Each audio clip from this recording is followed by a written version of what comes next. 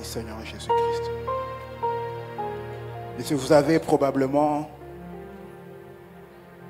vu cette vidéo pour certains, elle passait sur Internet. Et cette vidéo, c'est la réflexion d'une sœur. Et sa réflexion m'a scotché. Elle regarde comment le feu détruit les fruits des efforts de l'homme. Alors elle demande au feu. Alors feu, es-tu le plus fort? Et le feu lui répond. Il dit non. Quand l'eau vient, elle m'éteint. Alors elle demande à l'eau. Alors es-tu le plus fort? Alors l'eau dit non. Lorsque le soleil s'élève, je m'évapore. Je m'évapore au point de sécher. Alors il demande au soleil. Oh soleil, es-tu le plus fort? Le soleil dit non. Au plus fort, le nuage peut me cacher. Alors il se tourne vers le nuage. Il demande au nuage. Oh nuage, es-tu le plus fort? Non, le nuage dit non. Lorsque le vent vient, il m'emporte au point de me dissiper. Alors il demande au vent. Oh vent, es-tu le plus fort? Le vent dit non. Dans ma course, dans ma vitesse, lorsque je heurte une montagne, elle m'arrête. Elle change ma vitesse. Elle dévie ma trajectoire. Alors elle se tourne vers la montagne. Elle demande à la montagne. Alors montagne, es-tu le plus fort? Montagne dit non. L'homme, avec ses caterpillars, il peut me broyer et m'aplatir. Alors il se tourne vers l'homme et demande à l'homme. Oh homme, es-tu le plus fort? L'homme dit non. Quand la mort vient, elle m'emporte. Alors c'est tourne vers la mort. Il demande à la mort. Oh mort, es-tu le plus fort? La mort marque un point.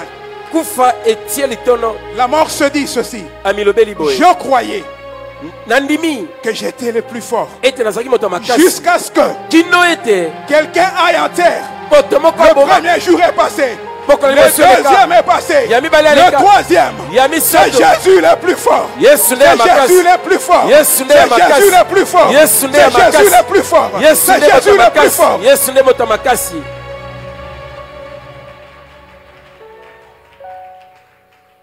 Que tous les autres noms disparaissent. Que tous les autres noms disparaissent jusqu'à ce qu'il n'y ait que toi. Que tous les autres noms disparaissent. Jésus prend ta place. Jésus prend ta... Il chante avec moi que tous les autres noms disparaissent. Alléluia.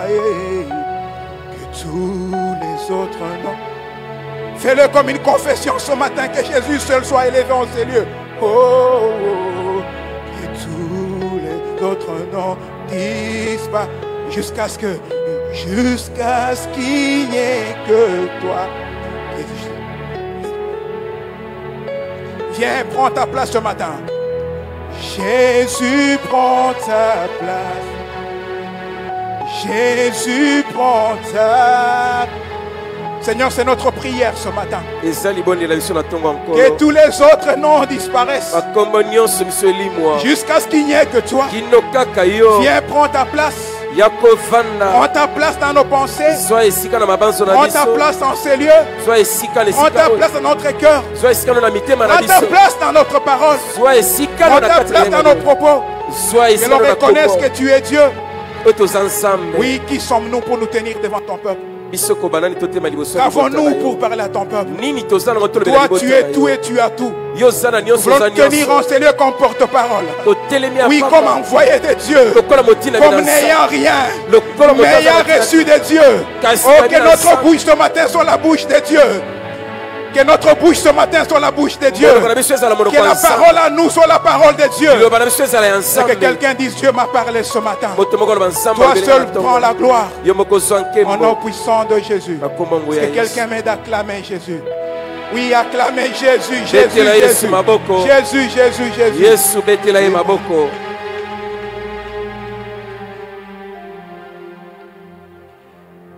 C'est un honneur et un privilège pour moi de me tenir en ces lieux. Je rends grâce à Dieu qui rend possible ces instants.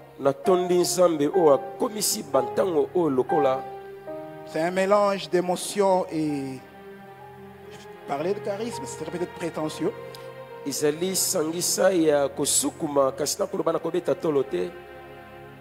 Alors que je dis merci à Dieu,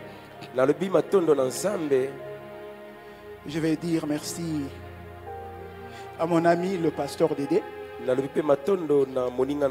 C'est un ami qui m'est cher à moi et à ma famille. Et je suis fier de l'avoir pour ami. Vous savez,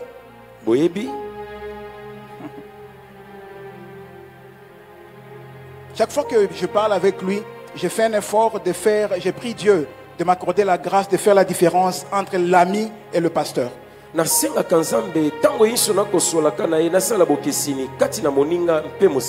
Pourquoi j'ai dit ça, bien-aimé? Il y a une dimension que le Seigneur Jésus nous présente dans Matthieu 10, 41. Le Seigneur dit ceci: c'est lui qui recevra un prophète en sa qualité de prophète, recevra la bénédiction des prophètes. C'est lui qui recevra un juste en sa qualité de juste, recevra la récompense des justes. J'ai compris quoi? Il y a auprès de Dieu des bénédictions qui sont seulement attachées ou que nous recevons seulement par rapport à notre attitude. Ton attitude, mon attitude fera soit que nous recevons ou que nous perdons certaines choses. Il dit celui qui reçoit un prophète en sa qualité de prophète. Il dit au fait, si tu reconnais qu'il est prophète, si tu reconnais ce qu'il y a en lui, cela te sera accordé, cela te bénira. Et les hommes en science, ils disent ceci, ils appellent ça la loi de la correspondance. Ils disent que l'homme attire vers lui ce qu'il respecte. Plusieurs d'entre nous ont perdu des grâces à cause de la familiarité. Tu as un ami, tu as un enfant, tu as un jeune frère, tu as quelqu'un que tu as gagné au Seigneur, mais Dieu a mis en lui des grâces parce qu'il est petit frère, parce qu'il est enfant, parce qu'il est ami, parce que tu l'as gagné au Seigneur. Tu le méprises et tu chasses loin de toi la grâce que Dieu lui a donnée. Oh, j'ai pris Dieu ce matin que dans ta vie que tu ne rates jamais la grâce que Dieu a mis en ceux qui sont autour de toi, parce que quelquefois la bénédiction de Dieu viendra par celui qui l'a juste mis à côté de toi. Ça peut être ton mari, ça peut être ta femme, surtout mari et femme. Beaucoup d'hommes ont raté la grâce à cause du mépris, parfois lié à nos cultures. Dieu a mis en ton épouse la grâce. Dieu a mis en ton épouse une dimension qui va te propulser pour aller de l'avant. Qui va te propulser pour aller de l'avant. Alors, pour un élément culturel, tu passes à côté, tu rates la grâce. Et je prie Dieu, comme on l'a demandé ce matin, toi tu dis tu es de la race de ceux qui discernent. Quiconque Dieu t'a envoyé comme bénédiction, tu reconnais, tu avances, tu marches et tu es béni. Que Dieu nous garde de savoir faire la part des choses. Vous savez, je parle encore de ça. Je connaissais le Seigneur depuis 10 ans. Et je croyais avoir une vie de prière suffisante. Jusqu'à ce qu'en 2002, je rencontre le pasteur Dédé. Moi, je l'appelle une machine de prière. Oui, oui, cet homme prie. Il a affecté ma vie de prière. Et depuis ce temps-là, et je suis étonné. Mon fils aîné, il n'avait que 3 ans. Mais il appelait le pasteur Dédé homme de Dieu. Alors il disait quelque chose. Si le pasteur pensait qu'il n'y avait que moi qui avais du succès dans sa maison, non, il en avait autant dans ma maison. Mon fils qui n'avait que 3 ans, il disait, papa Dédé, lui c'est l'homme de Dieu. Il dit quand il prie, Dieu l'écoute. Alors j'ai dit à ma mère, donc petit, tu veux dire que quand moi j'ai prié, Dieu ne m'écoute pas. En fait, il reconnaissait la grâce qu'il y avait sur lui. En fait, il reconnaissait la grâce qu'il y avait sur lui. Bien, mais je vais encore insister là-dessus. Je vais encore insister là-dessus. S'il te plaît, ne méprise pas la grâce qui est à côté de toi. C'est peut-être ton épouse, peut-être ton mari, peut-être ton enfant, peut-être celui que tu as gagné au Seigneur. Que Dieu nous accorde la grâce. Merci à Maman Jolie. J'ai beaucoup de respect pour le travail. Je suis admiratif comment elle gère la maison. Dans une dimension d'excellence. Et quelquefois, si je vois le pasteur Dédé à donner à l'œuvre, parce que quelque part, il y a quelqu'un qui tranquillise son cœur.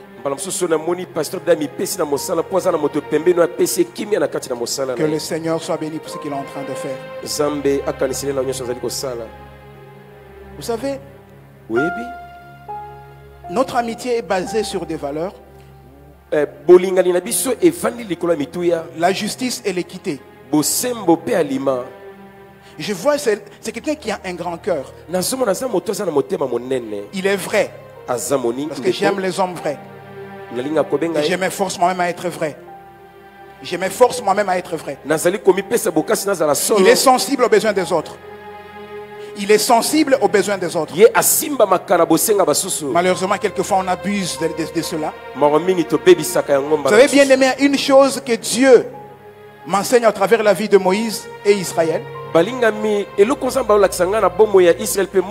en rapport avec la sensibilité, par rapport à ce que sent ton frère, ta soeur qui est à côté de toi. Dieu a dit à Moïse plus d'une fois, lorsque vous serez entrés dans le pays que je vous donne,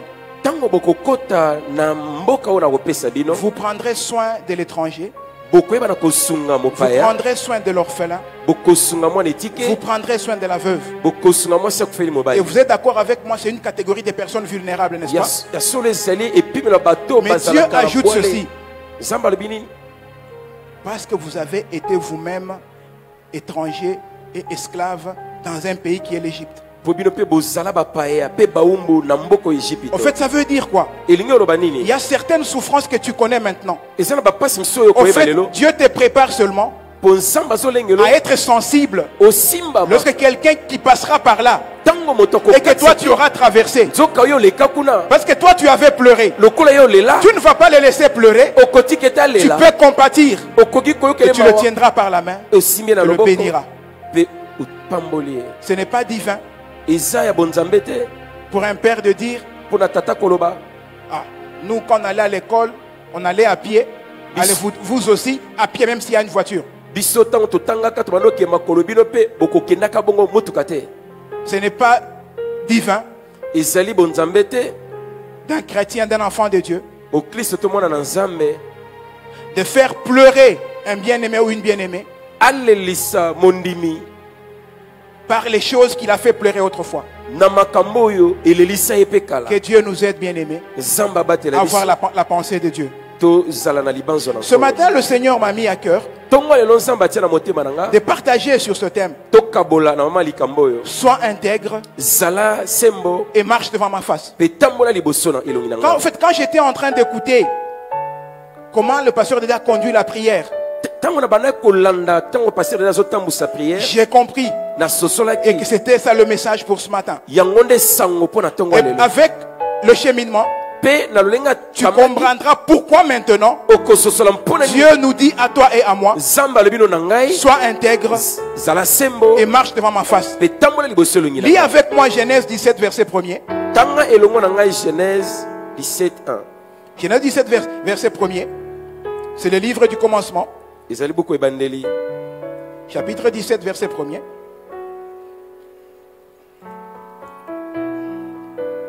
Si quelqu'un a trouvé, il crie après moi, c'est la parole. Ah, j'ai dit crie, encourage-moi. Non, si tu as trouvé, qui est avec moi, c'est la parole. C'est la parole de qui? Est-ce que tu peux encore le dire avec conviction et force? C'est la parole. Alors, elle dit ceci, elle déclare ceci, Genèse 17 verset 1er. Lorsqu'Abraham fut âgé de 89 ans,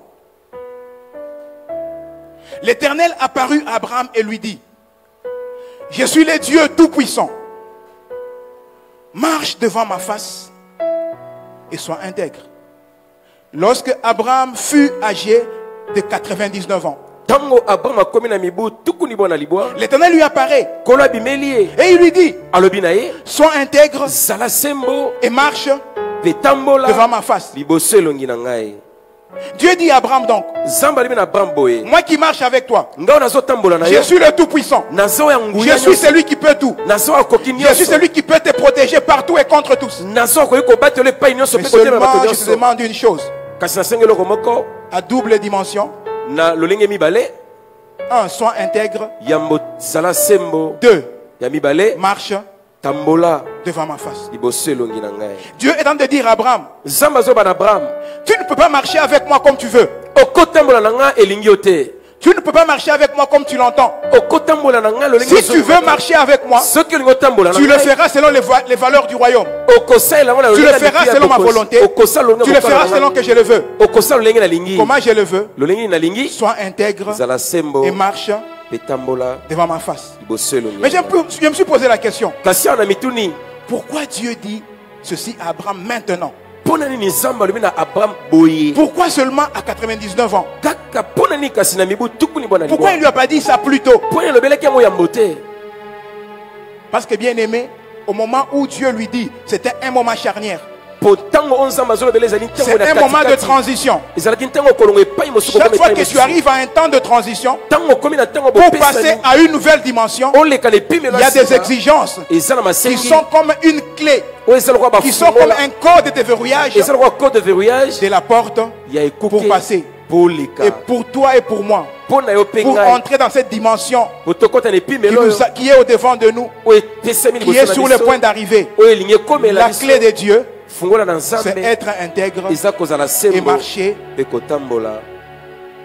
Pour la petite histoire, je me suis pas amusé, je me suis donné de regarder un peu la vie d'Abraham depuis le moment où Dieu l'a rencontré et maintenant. Je suis rentré au chapitre 12. Je vois Dieu qui apparaît à Abraham et il lui demande de quitter la maison, sa patrie, la maison de son père, pour un pays qu'il lui montrerait. Mais Dieu le bénit d'une manière assez particulière. Il lui dit 4 choses. Il dit à Abraham, il dit, je ferai de toi une grande nation. Je te bénirai. Je rendrai ton nom grand et je ferai de toi une source de bénédiction. Je me suis arrêté. Pourquoi Dieu tu classes les bénédictions de cette façon-là? Il commence par dire, je ferai de toi une grande nation. Et puis ensuite je te bénirai. Et puis alors je rendrai ton nom grand. Et c'est seulement après qu'il dit que tu seras une source de bénédiction. Si devenir une source de bénédiction, c'est ça la finalité. Mais ça va passer par un temps. C'est quoi ce temps? Dieu dit à Abraham, je ferai de toi une source, une grande nation, n'est-ce pas? De toi à moi. De toi à moi. Comment est-ce qu'une personne, un individu peut devenir une nation? Nous sommes bien d'accord, il faut qu'il puisse engendrer, n'est-ce pas? Que ceux qu'il a engendrés engendrent. Que les engendrés engendrent. Et ils engendrèrent, n'est-ce pas? Est-ce qu'on est bien d'accord? Dieu est en train de dire à Abraham.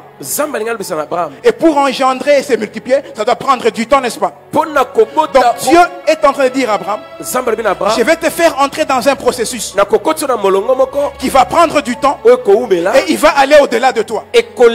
Abraham, ce que j'ai fait avec toi maintenant, certes ça prendra du temps, certes tu seras béni, certes ton nom sera grand, certes tu deviendras une source de bénédiction, mais en fait ça va au-delà de toi. Je suis en train de dire à quelqu'un maintenant, fais attention, tout ce que tu es en train de faire maintenant ne t'affecte pas que toi. Il y a des multitudes qui viennent après toi, qui vont dépendre de ce que tu fais maintenant. Oh, j'ai pris les dieux dont je suis serviteur. Que chaque jour quand tu marches, que quand tu parles, que quand tu agis, que tu sois conscient que maintenant, il y a en moi quelqu'un, il y a en moi plusieurs quelqu'un. En fait,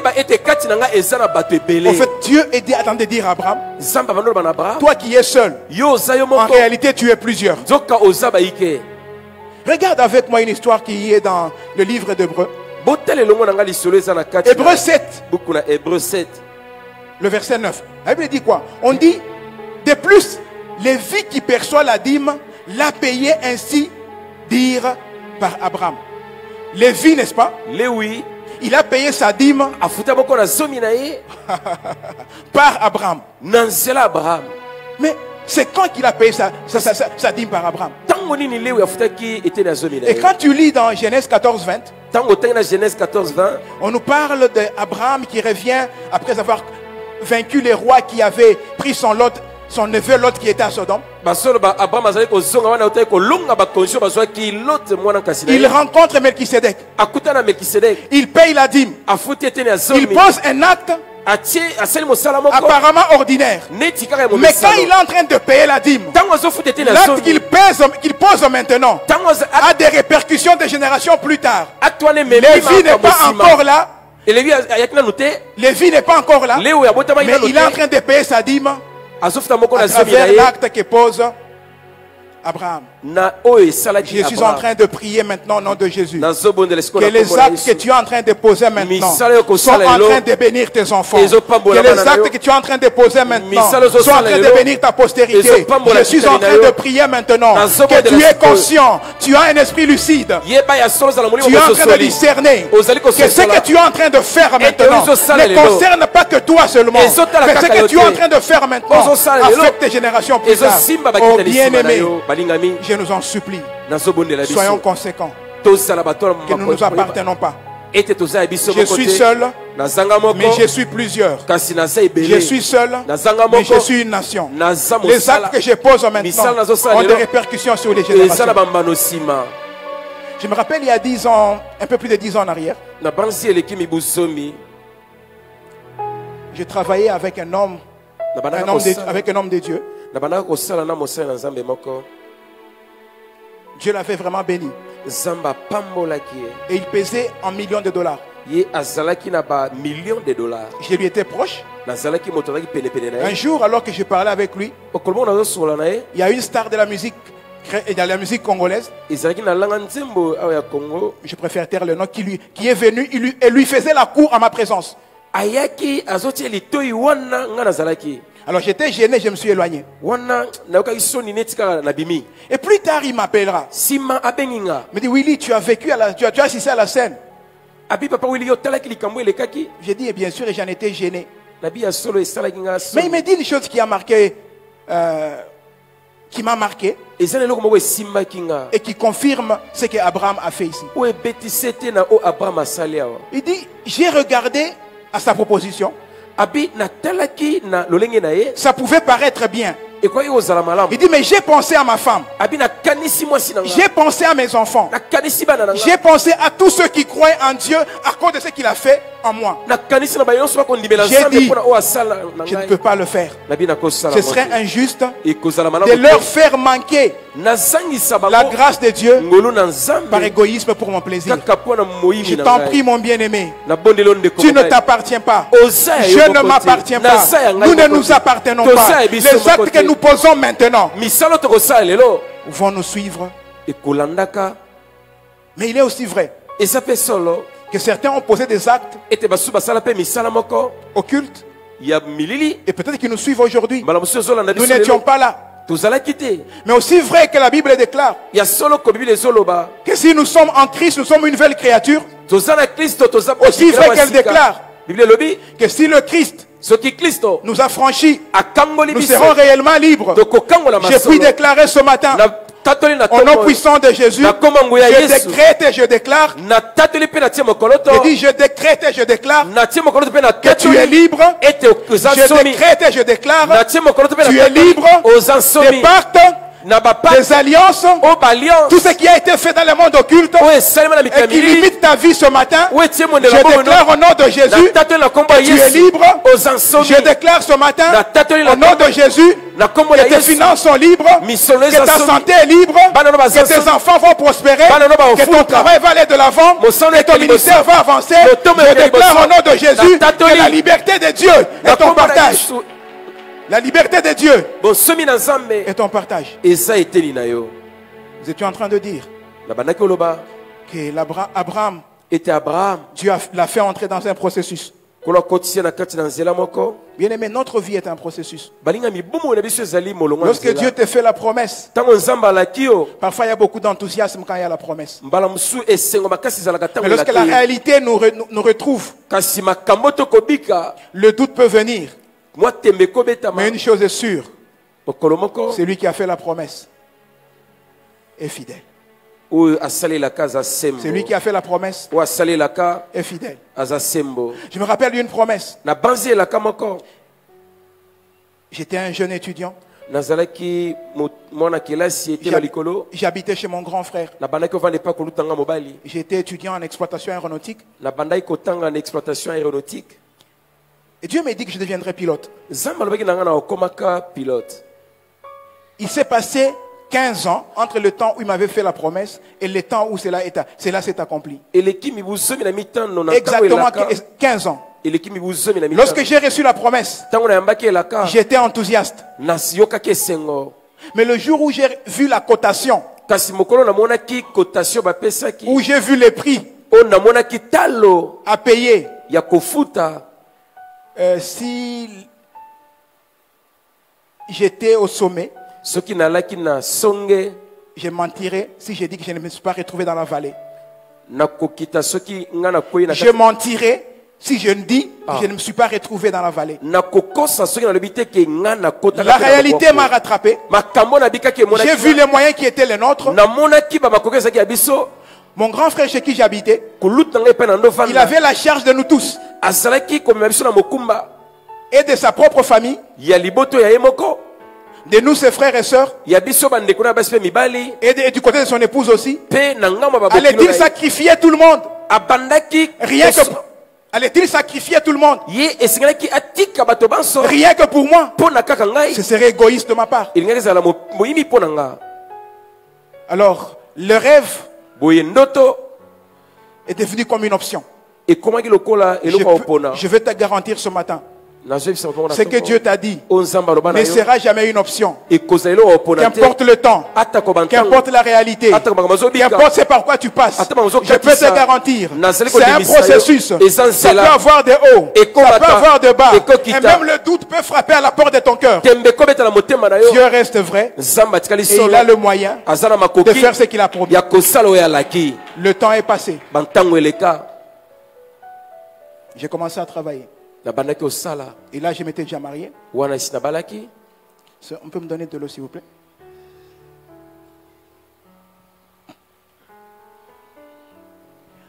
Le temps est passé, je me suis marié.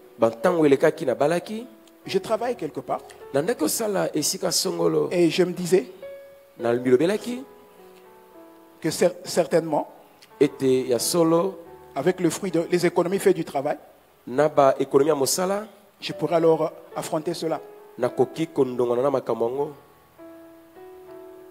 Et au moment où ça commençait à monter, j'étais chassé de ce travail. Mais c'est quand j'ai été chassé là et qu'il n'y avait rien, c'est là que Dieu s'est glorifié.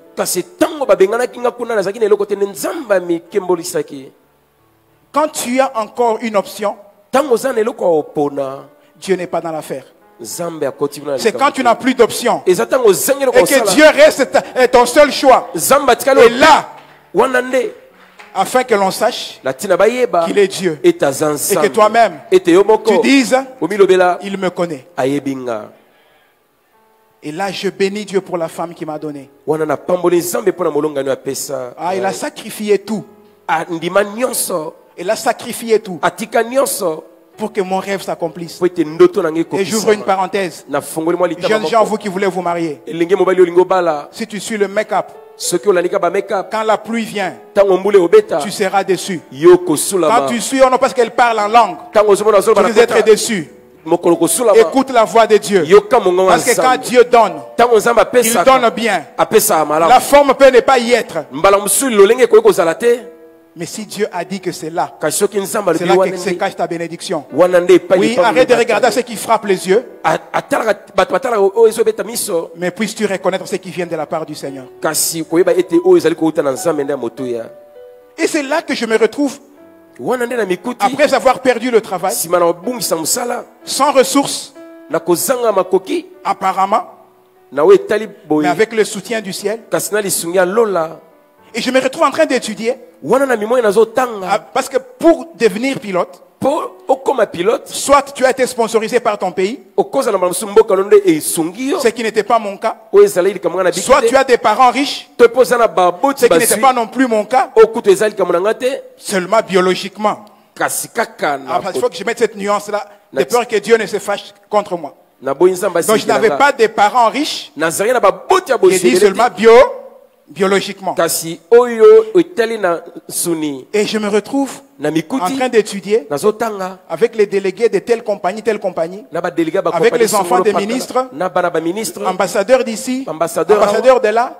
Ils étaient persuadés que moi aussi, j'étais un fils de l'un des collègues de leur père. Mais moi j'étais le fils. Bien aimé. Je n'avais pas pour parents biologiques, mais nous avons toi et moi un père qui est au ciel. Je veux te dire ce soir, ce matin plutôt, que dans le processus où tu es, Dieu a fixé le temps. Il te tient par la main. Tu ne seras pas emporté. Tu ne vacilleras pas. Tu ne chancelleras pas. Garde les yeux fixés sur lui. Et en son temps, il accomplira. Alors, mais pourquoi 89 ans? Nous sommes lecteurs de la Bible. Abraham a eu son fils à quel âge? A eu Isaac à quel âge? Et j'ai entendu quelqu'un? À 100 ans. Donc quand Dieu lui parle, il est à combien de temps de l'accomplissement? Vous voyez les amis? Donc il est à l'aube de la chose. Et quand tu es à l'aube de la chose, il y a des choses que Dieu t'exige. Tu ne peux plus vivre n'importe comment. Dieu a appelé Abraham depuis 24 ans. Genèse 12. La Bible dit qu'il avait 75 ans. Lorsque Dieu l'a appelé, Abraham il a marché. Il arrive en Égypte. Il ment. Il dit que Sarah c'est ma soeur. Pourquoi? Parce qu'il a peur. Dieu ne peut-il pas te protéger? Et puis après, il attend encore. Il n'y a pas d'enfant.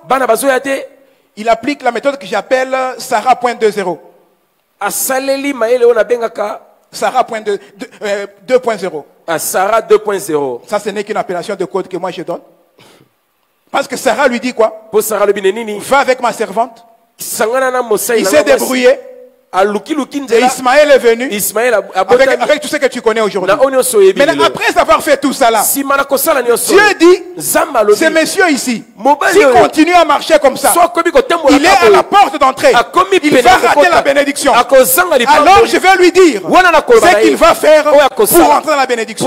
On nous a dit aujourd'hui tout à l'heure, dans cette deuxième moitié de l'année, Dieu va faire des choses. Mais quelle est la clé pour rentrer? C'est que Dieu dit à Abraham, sois intègre et marche devant ma face. Qu'est-ce qui fait la différence entre nous et les non-croyants? Est-ce parce que nous portons la Bible? Est-ce parce que nous venons à l'église? Qu'est-ce qui fait la différence, bien-aimés? Aujourd'hui, ça fait pleurer. On ne sait plus faire la différence. Je me rappelle du temps où on était étudiant. Nous, on s'asseyait devant, à la première ligne. Nous, les frères. Nous qui prêchons pendant les temps libres dans l'auditoire. Mais pendant les interrogations, on s'est retrouvés devant à 2 à 3. Tout le monde avait fui derrière. Parce que derrière, on se partage les réponses. Qu'est-ce qui fait la différence entre nous et les non-croyants? Bien-aimés, les cœurs de Dieu pleurent. Nos églises sont remplies. Nous prions, bien-aimés. Est-ce que la marque de Dieu...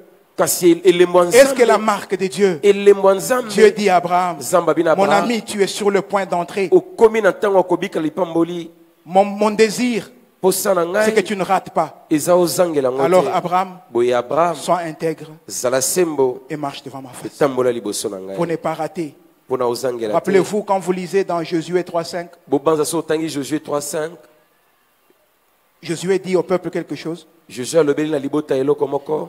Il leur dit quoi? Sanctifiez-vous, car l'Éternel,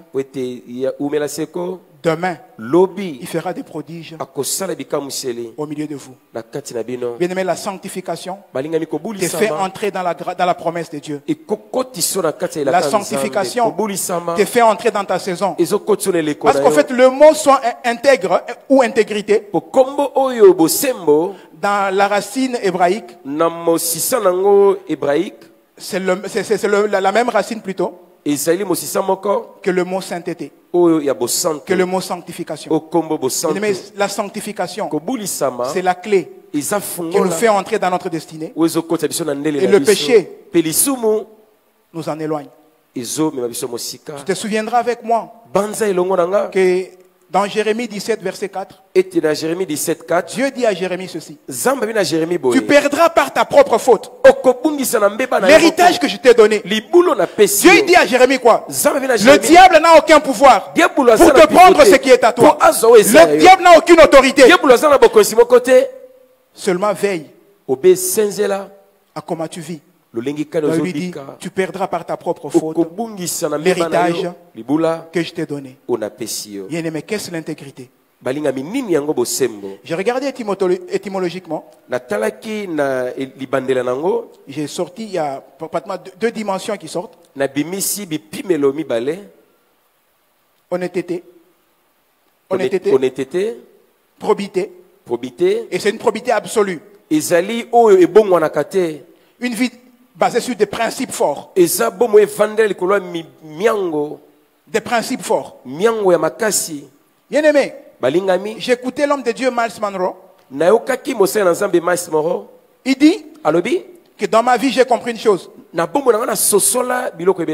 des secrets de la réussite, ce n'est pas l'éducation, mais c'est plutôt le respect des principes. Alors Dieu, c'est comme ça qu'il dit à Josué, Josué 1.8 que nous connaissons tous, il dit que ce livre de la loi ne s'éloigne pas de ta bouche, mais dites-les jour et nuit, afin d'agir fidèlement selon tout ce qui est écrit, car c'est alors que tu réussiras, c'est alors que tu auras du succès. Il dit, pour agir fidèlement selon tout ce qui est écrit.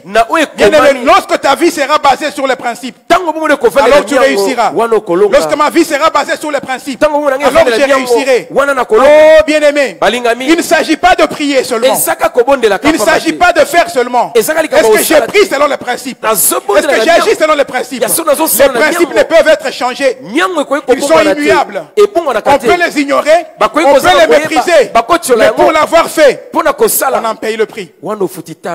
Je t'en prie, ne méprise pas les principes. De quel principe je parle? Je parle de la parole de Dieu. Et les disciples ont compris ça. Lorsque tu lis Actes des Apôtres, chapitre 2, verset 42, 2,42. La Bible dit ceci. Il persévérait dans l'enseignement des apôtres, dans la communion fraternelle, dans la fraction de pain et dans les prières. J'aime bien l'ordre des choses. L'enseignement des apôtres, la communion fraternelle, la fraction de pain et les prières. Ça me dit quoi?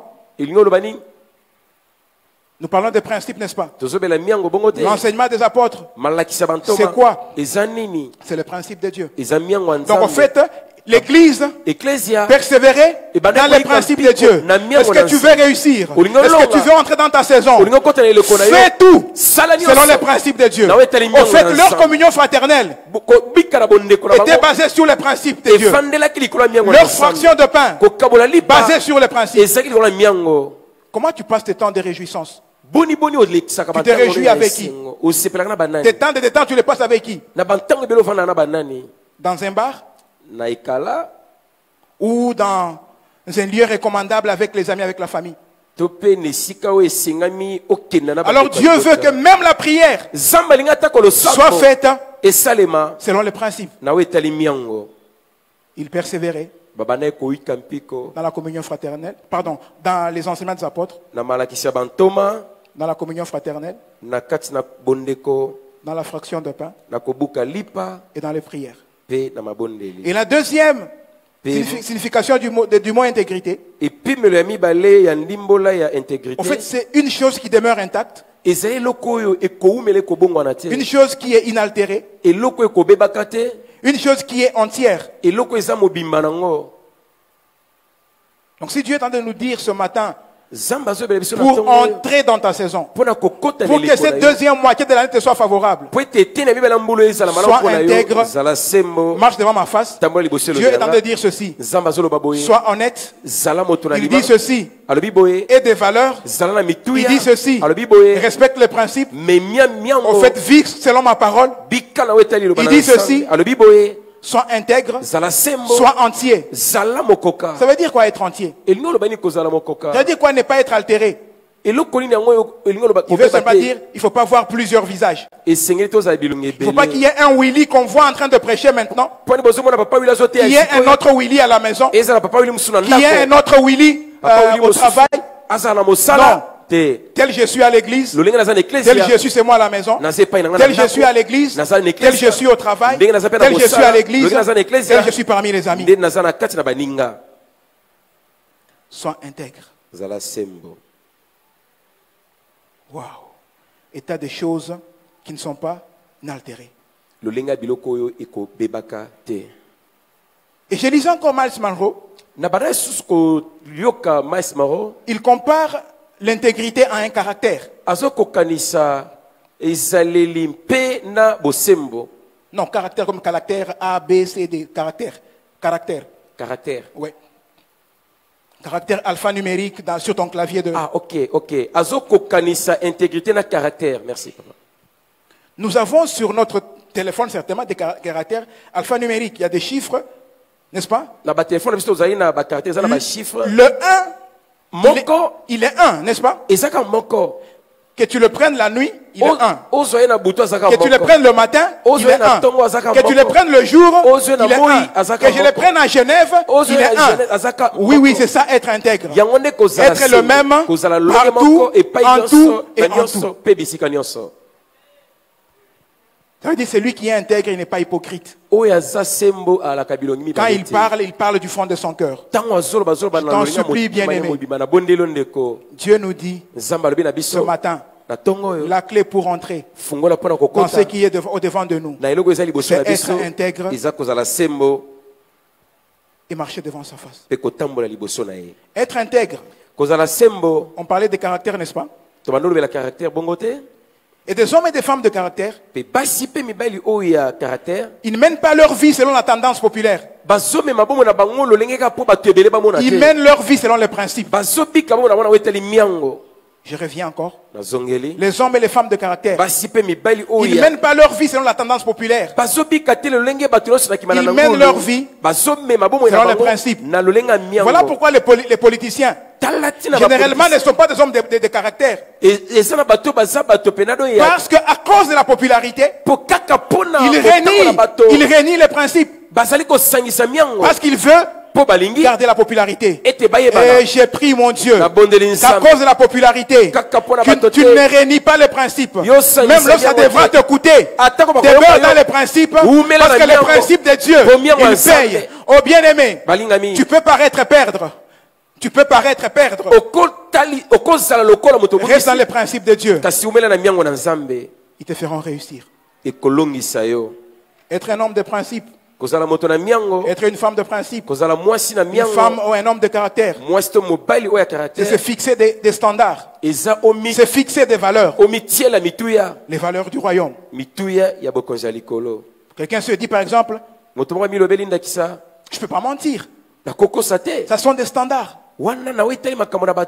Très souvent, tu entends, tu es dans le bus avec quelqu'un. Vous êtes dans un arrêt plus loin. Il reçoit un coup de fil. Supposons que vous étiez à Kitambo magasin.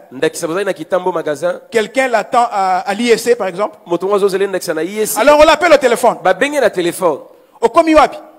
Où es-tu déjà? On a commis à Royal. Oh, je suis déjà sur Royal. Alors qu'il est à pourquoi? Attends. Mais pourquoi tu mens? Ça paraît simple, mais c'est ça. Quand on a les principes, oui, on marche par rapport à cela. Oui, être un homme et une femme de caractère, c'est se fixer des principes, des standards. Dire par exemple, je ne peux pas mentir. Par exemple, dire je ne peux pas voler. Surtout le temps, bien aimé. On vole le temps ici chez nous. À la fonction publique. Non, j'ai peur. Les gens arrivent à 12 heures. Mais ils signent qu'il arrive à 7h30. Non, ce n'est pas juste. Oui, bien aimé. Tu es enfant de Dieu. Tu es serviteur de Dieu. On ne vole pas. Oui, même le temps là, on ne vole pas. Tu arrives au bureau. C'est pendant les heures de service. Tu es sur Facebook. En train de partager. Tu fais un selfie. Tu envoies. Tu dis au moins au bureau. Non. Tu es en train de voler les heures de service. Il y a une différence entre être au travail pendant 8 heures et travailler pendant 8 heures. Il y a une nuance. Un homme de caractère, une femme de caractère, il dit quoi? Moi je ne vole pas. Mais bien aimé, l'intégrité, être intègre, c'est aussi être prévisible.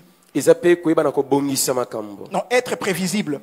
Donc, on peut savoir ce que tu feras. On peut savoir comment tu réagiras. Donc en fait, quand on te donne l'argent, on est sûr que tu ne voleras pas.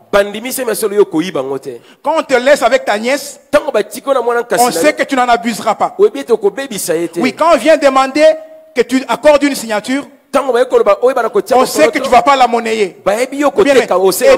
Suis-je prévisible? Es-tu prévisible? C'est quand tu pars en mission. Quand je pars en mission, qu'on sache qu'il n'ira pas avec une autre. C'est ça, être intègre. Être intègre, c'est aussi être recommandable. Il y a un modèle d'intégrité dans la Bible qui m'impressionne. Eliezer de Damas. Waouh, cet homme. Dans Genèse 24, Abraham a besoin d'une épouse pour son fils Isaac. Il envoie son serviteur. Il lui donne un critère. Tu n'iras pas chercher une femme pour mon fils dans ce pays-ci. Tu iras dans mon pays d'où je viens. C'est la seule instruction qu'il lui donne. Mais Au verset 14 du chapitre 24, Eliezer fait une prière. Mais Abraham ne t'a pas dit ça, Eliezer. Il fait cette prière.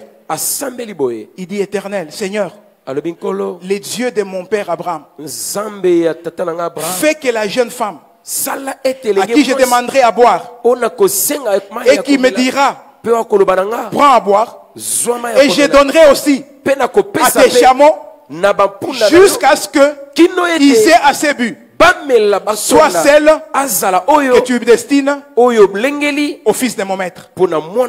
Mais attends, Eliezer, on ne t'a pas demandé ça. On t'a demandé seulement qu'elle soit étrangère, seulement qu'elle vienne de cette contrée-là. Viens, prends n'importe laquelle. Prends juste une femme de là. Mais lui cherche une femme particulière. Mais je me suis demandé, Eliezer, pourquoi tu demandes seulement une qui va te donner de l'eau et qui va aussi faire boire les chameaux? J'ai compris deux choses. Ça sera une femme qui est généreuse. Pourquoi? Parce qu'elle va donner de l'eau à un étranger, à un inconnu. Ce sera aussi une femme qui est travailleuse parce qu'elle est capable de donner à boire aux chameaux. Donc il va chercher pour le fils de son maître ce qu'il y a de meilleur. Donc être intègre, c'est aussi être recommandable. C'est chercher le bien de celui pour qui tu travailles. C'est faire au mieux ce qu'on t'a demandé. Alors une question pour toi.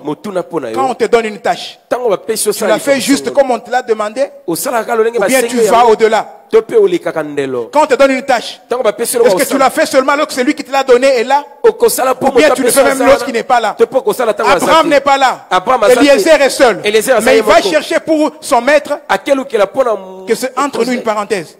Peut-être Isaac est en train de prendre à Eliezer ce qui aurait pu lui appartenir.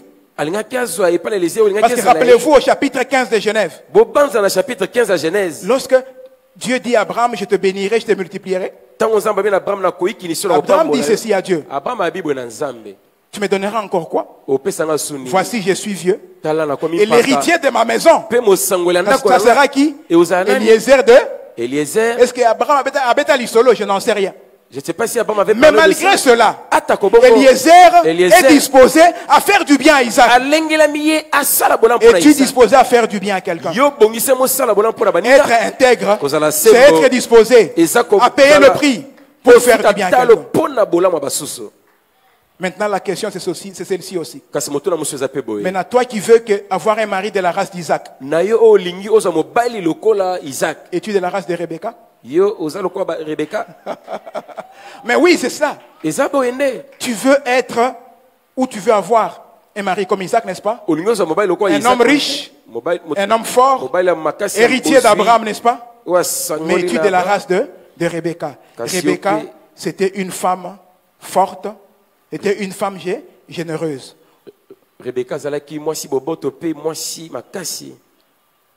Eliezer est parti beaucoup plus loin. Il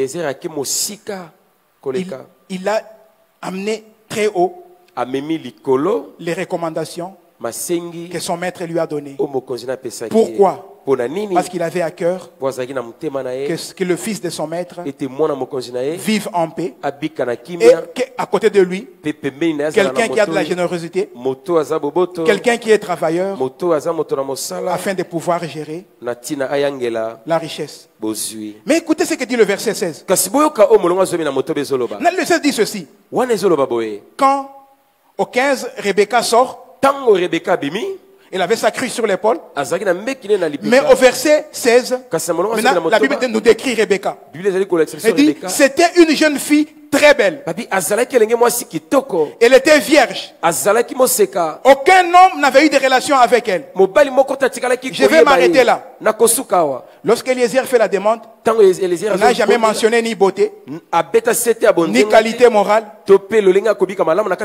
Il a demandé ce qui était essentiel. Je vais dire à quelqu'un, chaque fois que tu demanderas ce qui est essentiel à Dieu, Dieu te donnera tout le reste. Ainsi, Salomon qui avait compris ces choses, quand il fait la prière devant Dieu, il demande la sagesse pour faire quoi? pour gérer le peuple de Dieu. Alors, pour avoir demandé la sagesse, tu es lui donnant ce qu'il n'avait pas demandé. Je t'en prie dans la prière que tu fais. J'ai pris ce matin que Dieu t'accorde la capacité de toujours discerner ce qui est essentiel. Afin que pour avoir demandé ce qui est essentiel, que Dieu t'accorde ce qui manque. Est-ce qu'on peut baisser notre tête dans la prière?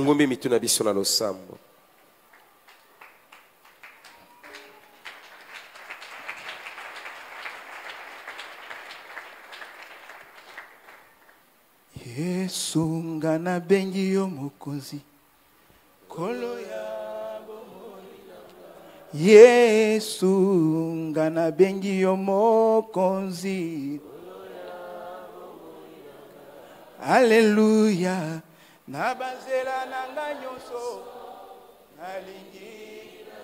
Nabanzela nanga nyonso.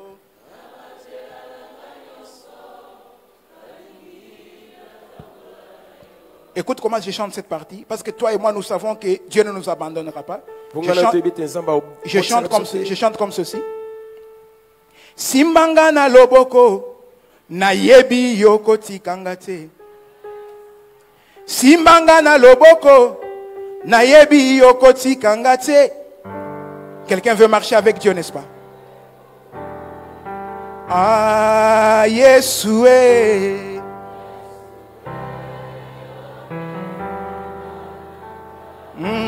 Yeshua.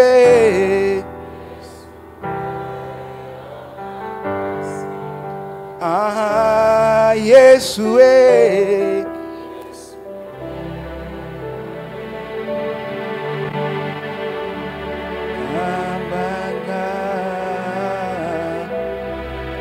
Je vais faire un appel ce matin. Y a-t-il quelqu'un ce matin qui veut dire avec moi: Seigneur, je ne reconnais pas trop l'intégrité. Je suis en train de me battre avec. Il va se tenir avec moi debout. Nous allons prier ensemble. Et un deuxième appel. Quelqu'un qui s'est dit: Seigneur, il y a déjà une sémence. Seigneur, je marche dans l'intégrité, mais de temps en temps, je trébuche. Je vais marcher avec toi. De temps en temps, je trébuche. Il va se mettre aussi debout. Nous allons prier ensemble. Est-ce quelqu'un qui ce matin veut s'élever avec moi? Oui, qui a besoin d'une dimension d'intégrité. Je peux te garantir, bien-aimé, Dieu m'a envoyé ce matin pour juste te dire ça. Sois intègre et marche devant ma face. La deuxième moitié de l'année, elle vient. Mais la clé pour accéder, c'est marcher dans l'intégrité. Avec la permission du pasteur Dédé, je vais inviter le pasteur Gogo. Il va faire cette prière avec toi avant qu'on passe à autre chose. Oh, Yeshua. Yonde.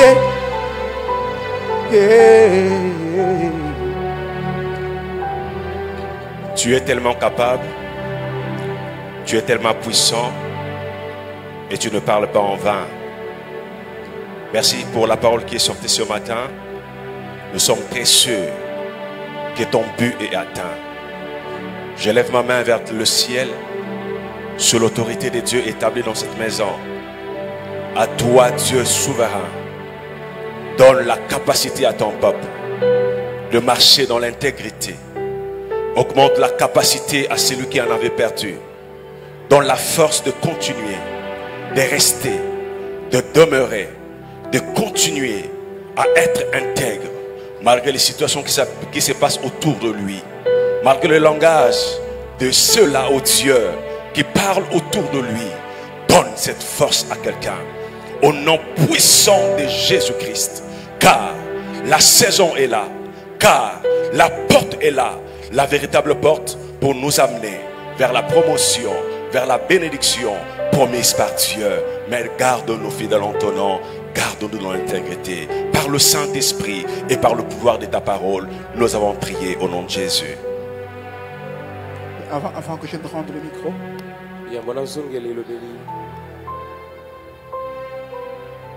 Tu es peut-être venu pour la première fois. Tu es peut-être venu pour la première fois. Ou tu viens ici déjà depuis quelque temps. Mais tu n'as pas de relation avec le Christ. Tu lui as jamais donné ta vie. Car crois-moi bien aimé, venir à l'église, servir à l'église, soutenir l'œuvre de Dieu ne nous sauve pas. Mais c'est donner sa vie à Christ, le recevoir comme Seigneur et Sauveur, qui nous sauve. Tu es au bon endroit. Et en cet endroit, il est dit ceci: une des missions, la mission en ces lieux, c'est ramener le cœur au bas de la croix. Y a-t-il quelqu'un ce matin qui dit: Jésus, je vais te donner ma vie? Il dit: Jésus, je vais marcher avec toi dorénavant. Comme Abraham a marché au devant de toi, je vais marcher au devant de toi. Y a-t-il quelqu'un ce matin qui s'élève avec moi? Où es-tu? Où es-tu? Y a-t-il quelqu'un ce matin? Dedans comme dehors. Y a-t-il quelqu'un qui n'a... Je vois quelqu'un qui s'est levé dans le fond. Y a-t-il un deuxième? Y a-t-il un troisième? C'est le jour du rendez-vous. Dieu a organisé cette réunion pour toi, pour que dorénavant tu marches au-devant de lui dans l'intégrité. J'élève ma voix, je prie avec toi. Tu pries avec moi, Seigneur Jésus. Répète avec moi, Seigneur Jésus.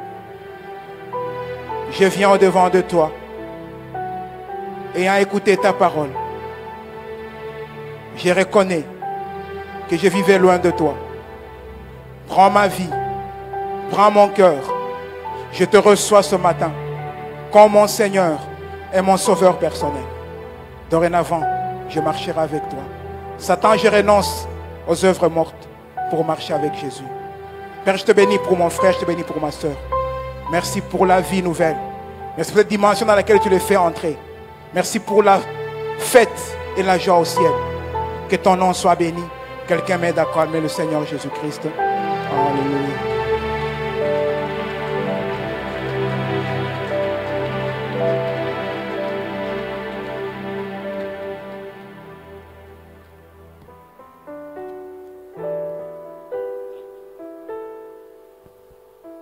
Est-ce que tu peux encore acclamer le Seigneur? Est-ce que tu peux ajouter des cris de joie pour la gloire de Dieu?